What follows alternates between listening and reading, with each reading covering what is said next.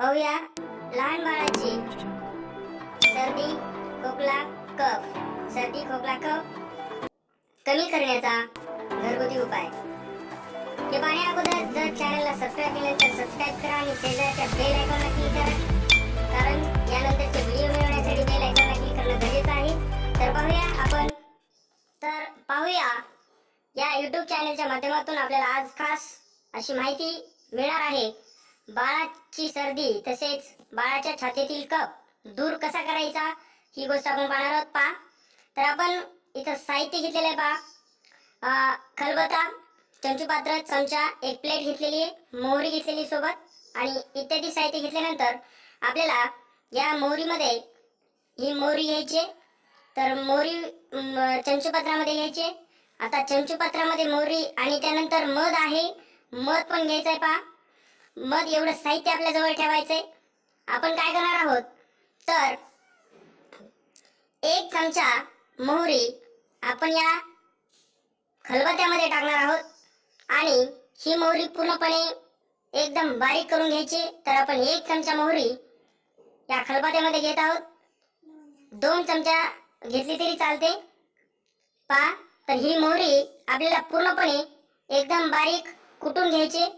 त्याचा एकदम चूर्ण होईल तोपर्यंत आपल्याला ती कुटायची। तर ती कुटून घेण्यासाठी आपल्याला त्याचा एकदम भुगा करायचा आहे।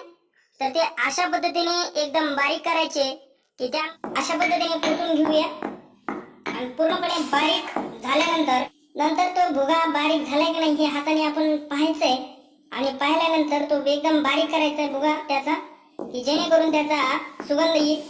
जर त्याचा वास आहे तो आपल्याला मिक्स करायचा आहे।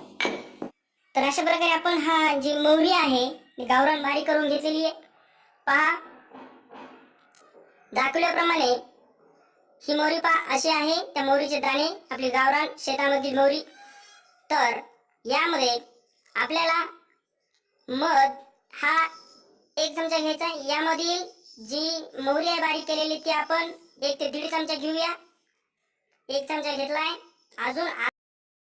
अजून अर्धा चमचा त्यामध्ये घ्यायचा आहे। यानंतर आता पूर्णपणे घेतल्यानंतर आपल्याला मध आहे तो मध 1 चमचा मध घ्यायचा आहे। हा 1 चमचा मध हा त्या बारीक केलेल्या मोहरीमध्ये मिक्स करायचा आहे। जास्त नाही कमी नाही, 1 चमचा पूर्णपणे मध घ्यायचा आहे आणि मध त्यामध्ये टाकल्यानंतर तो पूर्णपणे मिक्स होईपर्यंत त्याला काय करायचं, मिक्स करायचंय। मध मिक्स केल्यानंतर बराच वेळ त्याच्यामध्ये ठेवल्यानंतर मग नंतर त्याचा थोडासा सुगंध येईल, परंतु पूर्णपणे जर वास घेण्याचा प्रयत्न कराल तर त्याचा वास पूर्णपणे येत नाही, तो जाणवत नाही, परंतु त्याचा वास सर्दीसाठी आणि कफ पूर्णपणे दूर करण्यासाठी खूप उपयोगात येतो। तर हा पूर्णपणे मिक्स झालेला आहे पहा, आणि यानंतर आपण लगेचच तो पूर्णपणे मिक्स झाला की नाही हे पाहायचंय। त्यासोबत तो चमच्यामध्ये घ्यायचा आहे आणि ह्या अशा प्रकारे आपण त्याला मिक्स केलेलं आहे मधासोबत आणि तो चमच्यामध्ये घेतल्यानंतर